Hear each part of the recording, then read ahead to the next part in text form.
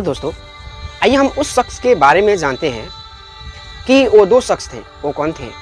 कर्ण और अश्वत्थामा से कौन था सबसे शक्तिशाली?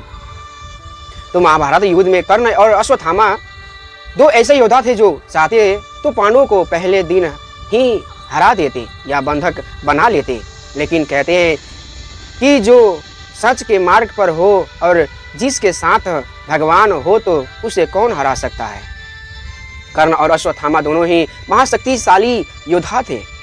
आओ जानते हैं इन दोनों में कौन सबसे शक्तिशाली था। अश्वत्थामा गुरु द्रोणाचार्य के पुत्र थे और कर्ण उन सबसे धनुष सीखना चाहता था, लेकिन द्रोणाचार्य ने यह कहते हुए इनकार कर दिया कि मैं सिर्फ राजपुत्रों को ही केवल विद्या सिखाने के प्रतिबंध हूँ। इस प्रकार इस प्रसंग के बाद भी कर्ण और अश्वत्थामा गहरी मित्रता थी। सूर्यपुत्र कर्ण और द्रोण पुत्र अश्वत्थामा में गहरी मित्रता थी। वे दोनों साथ साथ आखिड़ करते थे और कई मामलों में वे साथ ही रहते थे। कर्ण के पास जहाँ दिव्य कवच और कुंडल था, वहीं अश्वत्थामा माथे पर वह दिव्य मणि थी जो उसे अजर अमर और अपराजय बनाती थी। महाभारत के युद्ध में अश्वत्थामा ने ही एक बार कर्ण को बचाया था। एक बार अश्वत्थामा की रक्षा के लिए भी कर्ण ने अपना खास हथियार चलाया था। कर्ण ने भगवान परशुराम को ज्ञात हर हथियार सिखा था और इसलिए उसके पास अश्वत्थामा से ज़्यादा दिव्य हथियार दोनों को ही ब्रह्मास्त्र चलाते याद था। लेकिन कर्ण को परशुराम ने ये श्राप दिया था कि जब तुझे इस अस्त्र की आवश्यकता होगी तो तू इस विद्या को भूल जाएगा। और दूसरी ओर अश्वत्थामा ब्रह्मास्त्र चलाना तो जानता था, लेकिन उसे वापस लेना नहीं जानता था। कर्ण ने कुश्ती में जरासंध को हरा दिया था। कर्ण ने अपने धनुष की नोक से 10,000 हाथियों वाले भीम को कुरुक्षेत्र में घसीटा था, लेकिन अश्वत्थामा में इतना बल नहीं था।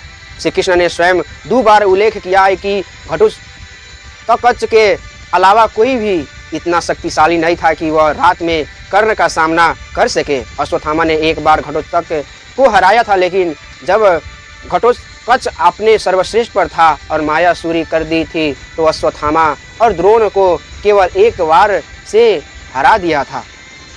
बाद में दुर्योधन ने घबराकर कर्ण से घटोत्कच पर अपना अमोघ अस्त्र चलाने को कहा था। इंद्र से प्राप्त कर्ण ने रखा था जिसे वह एक बार ही इस्तेमाल कर सकता था, लेकिन घटोत्कच ने त्राही मचा रखी थी। तब कर्ण को मजबूरन उस पर यह अस्त्र चलाना पड़ा था। अश्वत्थामा को युद्ध में अजय माना जाता था और युद्ध के मैदान के कई योद्धा उनसे डरते थे। कर्ण शक्तिशाली होते हुए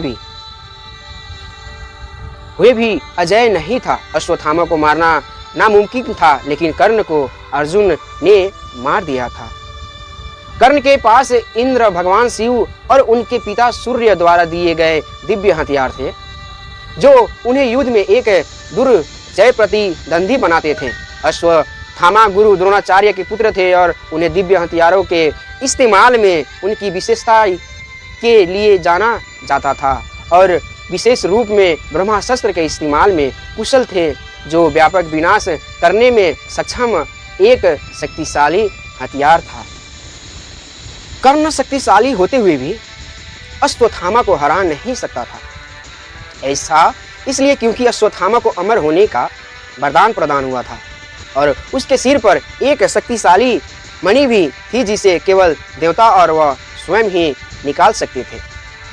कर्ण एकमात्र ऐसा व्यक्ति था जिसने अंतिम युद्ध के दौरान अर्जुन को 4-5 परास्त किया। अर्जुन उसे निष्पक्ष रूप से नहीं मार सका और इसीलिए वह निहत्थे होने